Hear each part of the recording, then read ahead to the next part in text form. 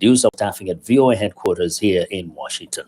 We're working to keep you informed about what's going on, and we appreciate your staying with us on Africa 54.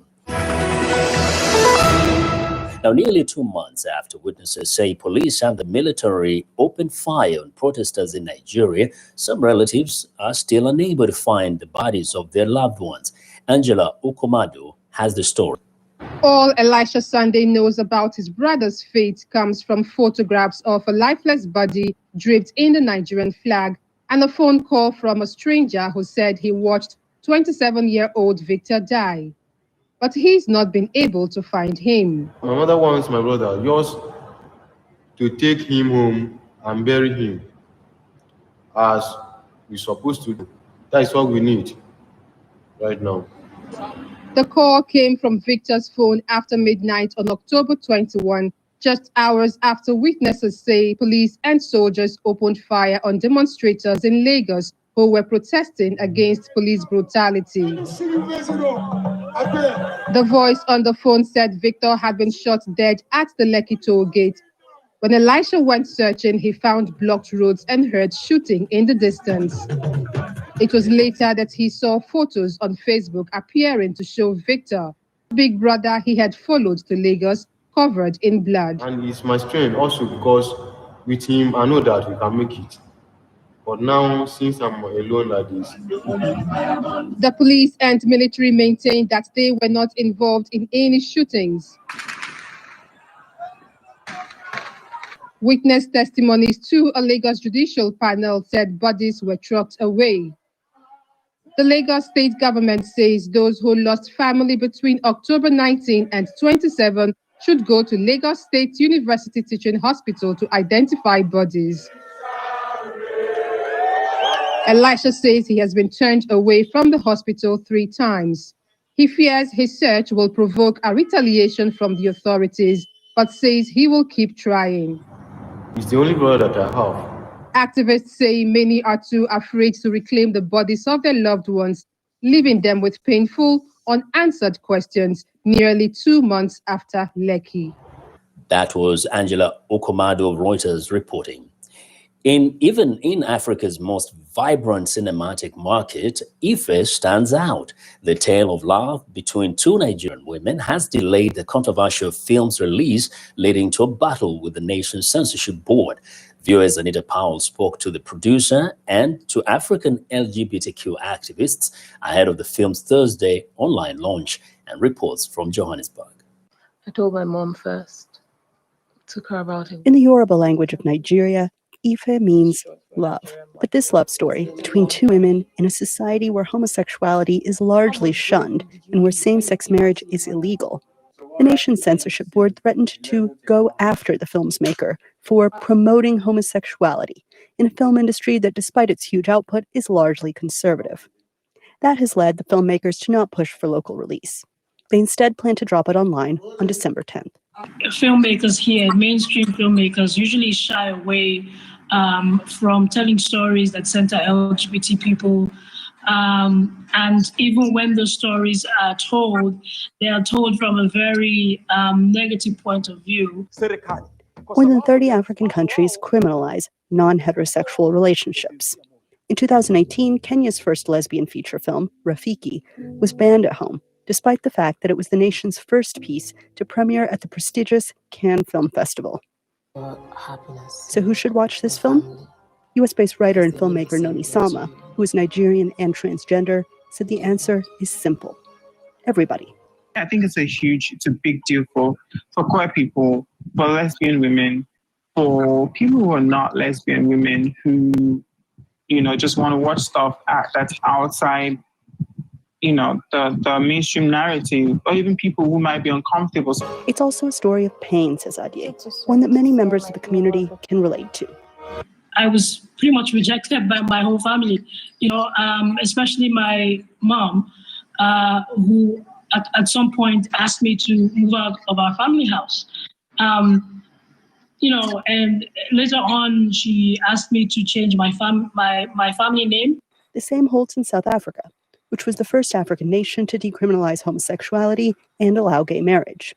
Activist and storyteller Welcome Lashiva says even here, lesbians are overlooked and subjected to horrible treatment.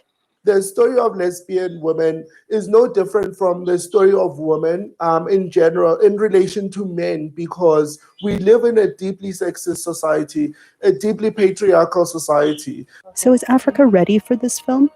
Adye will leave it to her characters, Ife and Adora, to answer that. We're lesbians. This is the perfect time. Anita Powell, VOA News, Johannesburg. Now to the Ethiopian Tigray conflict. The Ethiopian government says its forces shot at United Nations staff members in the country's embattled Tigray region on Sunday after the staffers breached two checkpoints. A senior government official, Redouane Hussein, told reporters in Addis Ababa Tuesday that the incident happened as the UN team tried to reach the Shimelba camp for Eritrean refugees. Hussein says security forces opened fire when the UN staffers tried to pass through a third checkpoint. Hussein also said the staffers were apprehended but were later released. UN spokesman Stefan Dujarric says this report is alarming and the UN is engaging at the highest levels to express our concerns and avoid any such incidents in the future.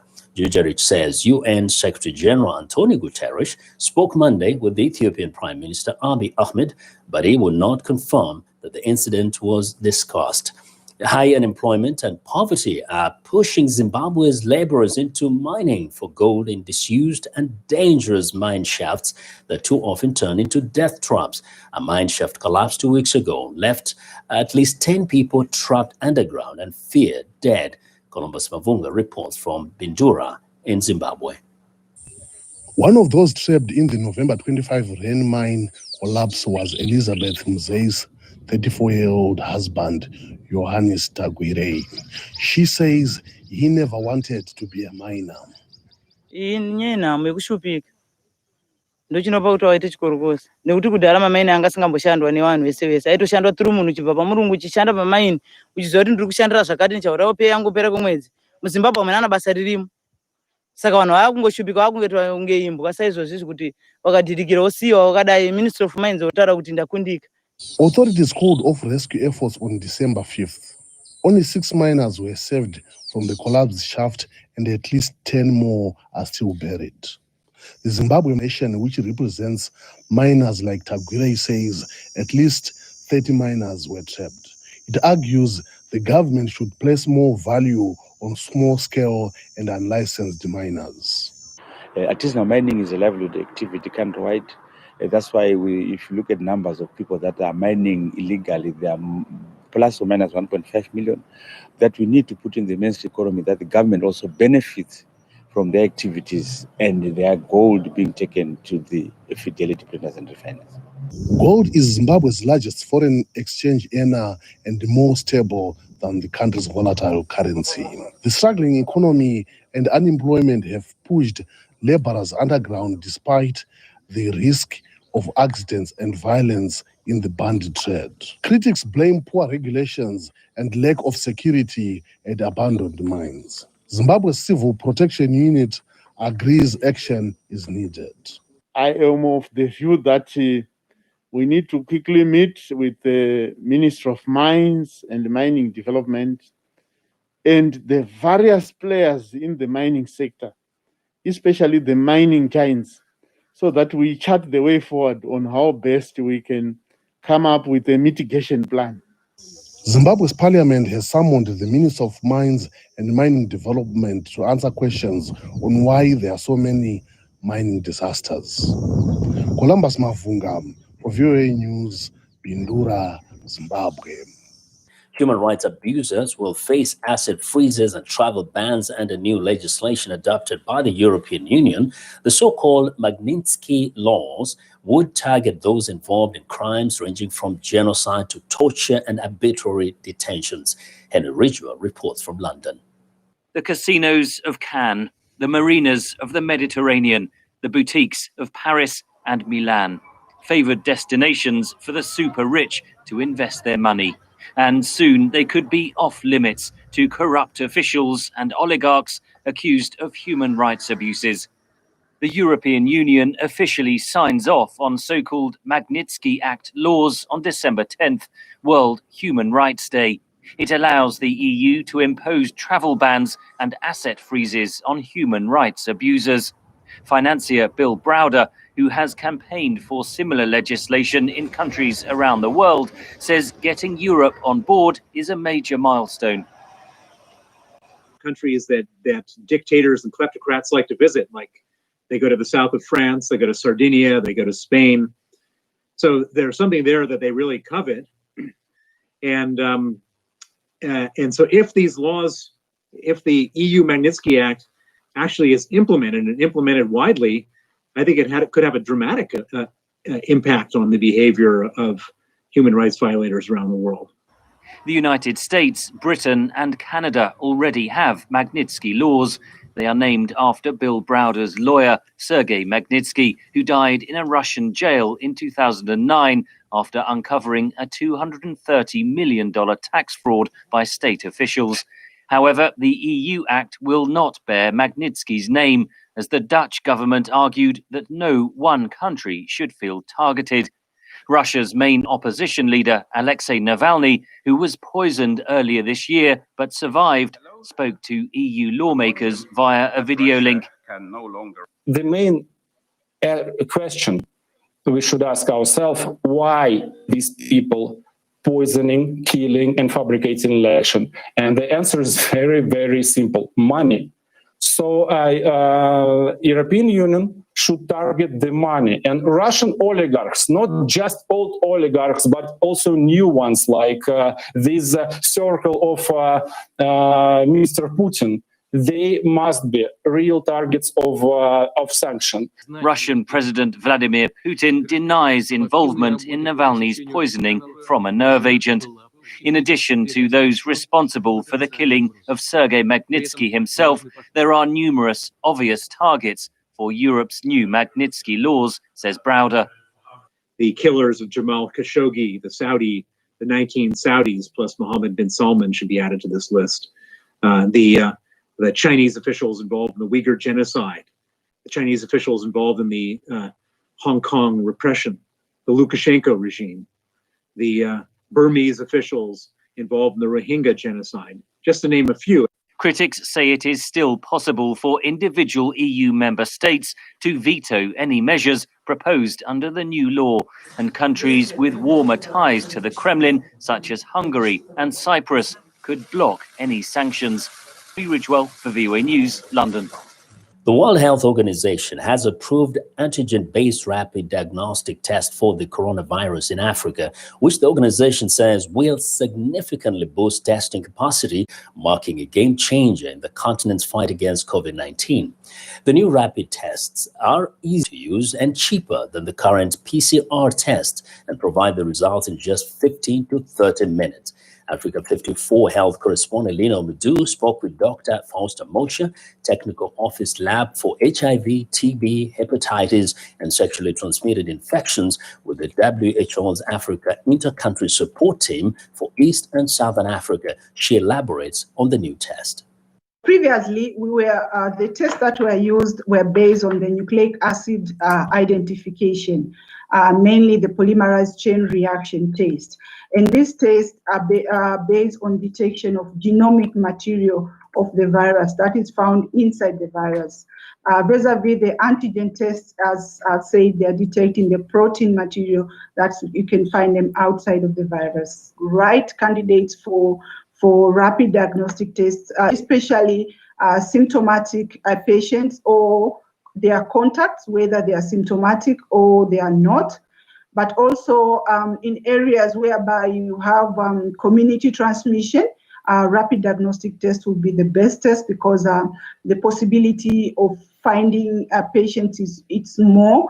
But then you'll find that when you are encountered with asymptomatic persons who do not have any history of contact to the patient or COVID-19 patient, we are not really recommend to use this test because of the possibility of a very little viral shedding, but then also in areas whereby we have very sporadic cases, or in areas whereby they've not yet reported cases. In terms of point of entry, whereby probably most of these passengers are coming from areas with low transmission, in hospital settings for prior to elective procedures or blood donation. It's better to prefer to use nucleic acid tests in situations like that. At the moment, we have around 2 million tests that are in the pipeline of being distributed to different countries in the region. These tests can be performed by non-lab personnel.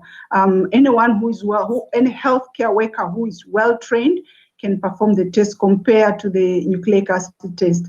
Because the test can produce results in a short time, it's very important as we are dealing with an outbreak, because we can easily identify cases timely, isolate them, and also trace all the contacts and quarantine them. That was Dr. Fausta Moshe of the World Health Organization's Africa region. Tension is building in Ghana on Wednesday, where residents are still waiting to hear which candidate has won the nation's presidential election. The two leading candidates, President Nana Akufo-Addo and former President John Mahama, say they are confident of victory based on their own tallies, as the schedule for the announcement of official results has been delayed. Ghana is seen as a solid democracy in an unstable region where election disputes this year have prompted fears of democratic backslide. Be sure to visit voasnews.com for the latest news on the Ghana election. Well, we're excited to hear what you think about Africa 54. Join the discussion on Facebook. The address is Africa 54. We're also streaming our broadcast live on Facebook. Please watch and share our show with your friends. Also, check out our headlines 24/7 on voaafrica.com. Still to come, a rising entrepreneur in Kenya's energy sector seeks to simplify life through technology. We'll be right back. Hello, welcome to Straight Talk Africa, live from the Voice of America headquarters here in Washington. I am Shaka Sali. Straight Talk Africa, we call it like it is. We discuss issues that reflect the interests of our audience without fear or favor. We are guided by facts, and I look at myself as a servant of nothing but the truth.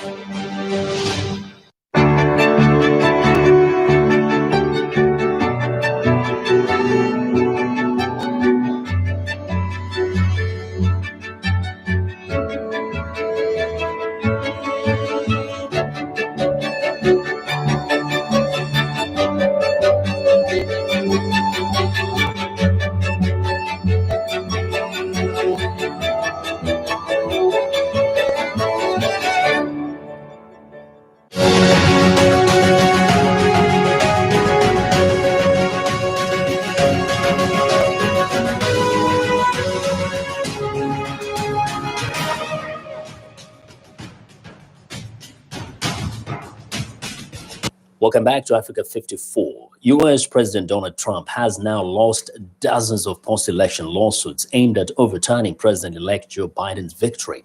As the president's legal challenges fail in court, December 8th marked the safe harbor deadline where states finalize certification of the election results, further limiting Trump's ability to contest it. VOA White House correspondent Patsy Widakuswara has the latest. In the 5 weeks since the November 3rd election, there have been celebrations, USA! USA! protests, It's a fraud. It's been stolen. Yes. It's been stolen. It was rigged. and several state recounts and dozens of legal challenges over the election. And none of it has changed the result. Joe Biden won the 2020 election. But President Donald Trump is not ready to concede. We've never lost an election. We're winning this election. Tuesday is the safe harbor deadline by which time states must resolve legal challenges, including recounts and audits, and finalize certification of their results. The closing of the safe harbor is merely another nail on the coffin of the president's efforts to overturn the due result of the election in court through false claims of voter fraud. Results finalized by the safe harbor date are considered to be conclusive by Congress. All states have certified except for Wisconsin, expected to certify later this week. But if an election were certified after December 8th and electors were selected, as long as they were selected by the December 14th, when they actually cast their votes, Congress certainly could count those votes when they count the votes in January. The president has mounted dozens of legal challenges in 7 states where he lost: Arizona, Pennsylvania, Georgia, Michigan, Wisconsin, Minnesota, and Nevada. He has won 1 lawsuit and lost more than 40, with several unresolved in Georgia, Arizona, Wisconsin, and Pennsylvania. The Supreme Court on Tuesday denied an appeal of a lower court ruling against a lawsuit seeking to overturn Pennsylvania's vote. Don't steal my vote! As his legal team failed in courts, Trump's Attorney General Bill Barr also said there was no evidence of widespread fraud. But Trump supporters continue to threaten election officials, causing one of them, a Republican, to push back. It has to stop. Mr. President, you have not condemned these actions or this language. After losses in court, Trump has intervened by pressuring officials and legislators in Georgia, Michigan, and Pennsylvania to overturn the election results. Although these attempts failed, they exposed vulnerabilities in the American electoral system.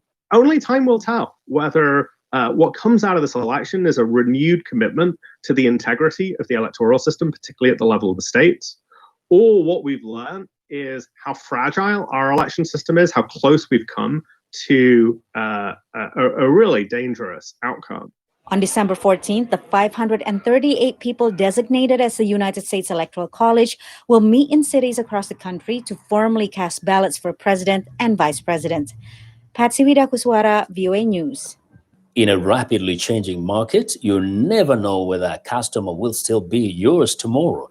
Earning customers' trust means delighting them with excellent user experiences, exciting new offers, and advice tailored to their needs. For more, Africa 54's technology correspondent Paul Ndion spoke to Ngaruya Kamau, a rising tech entrepreneur in Kenya's energy sector. Kamau and his team are simplifying life through technology. Ngaruya Kamau, welcome to Africa 54. Thank you very much. You are a budding entrepreneur in Kenya. Bring me up to speed. What have you been up to? What we're trying to do is to solve a consumer problem within the energy sector. And that's the problem is very simple. It's user experience. So, and we're starting from the basics. So when you talk about basics, you mean how do you pay your bill and all that stuff. So that's what we're trying to solve. When you talk about user experience, are you talking about like the back-end customer service, or you're doing something else? The user experience starts primarily from the user's concern as of now. So the concern of this user is how much power am I using? How much is my bill? Okay, how can I tally back and see how much power I've paid for the last 1 year? Or 2 years, or the last 3 months. So you see, that's an interesting gap. So that's the basic I'm talking about. It's about what the consumer, the information about what they are consuming, the customer is consuming when it comes to power. To what extent are your services maybe going to extend to the ordinary person? Are we just talking about you maybe helping out consumers in the cities, or you're looking at a solution that can even extend to the ordinary person? When you look at power within the urban sector, I think consumers are from all regions, to an ordinary person to everyone within urban centers where it's very accessible. So what happens even for them? How do you pay your power? How quick can you get your power back and running? So those are some of the things. So our company cannot exist if the power company does not exist. So we are just an over-the-top service provider, but bringing this great user experience to the customer. Have you tried out your product? Currently, yes, we're running on beta. As the saying goes, start selling it to your friends, family, and fools. There's a lady who used our service and she called us back and told me, this is a good product and I don't know why this has never been done before. You've solved a lot of my issues. And she said, now could you add these other features? And she had something to say on the product. If I get you correctly, what you're trying to do is basically solve those simple problems, because sometimes I've seen a bill, an electricity bill or water bill, and I can't explain what it is. So basically you're trying to break it down to the ordinary consumer so that when they look at a bill, they know what it is they're paying for. Yeah. Correct. This is an area that has a lot of tech entrepreneurs looking to make money. How challenging is that, and how are you prepared maybe to deal with that competition? What do you bring to the table that is different? Technology is everything. You just have to angle it in a different way, and you beat everyone in the game. And those are the spaces we are looking at. How do we angle it? Frankly speaking, I'm competing with a bank. So my question is, how do I get the bank to use me as their platform in their app? That's the future I'm looking at. Interesting. How big is the tech industry or the energy industry where you're trying to make some money? It's a big market. We're talking more than 6 million homes on the national grid, so it's quite a huge market. How about the issue of security? You're dealing with payments here. A lot of people, there are a lot of scammers on the internet. How are you prepared maybe to stop those guys from hacking into your system? And how secure is your system? Security is everything. Simply put, we have the best technical people who are managing our security and the data, and that's the best thing you can do. Make sure your data is secure and it's secure. Well, thank you so much for your time. Yeah. Thank you very much, sir. That was Africa 54's tech correspondent Paul Ndiho speaking to Ngaruya Kamau, a tech entrepreneur in Nairobi, Kenya. And that's our show for today. Be sure to watch Africa 54 on our website at voaafrica.com. From all of us in Washington, thanks for watching.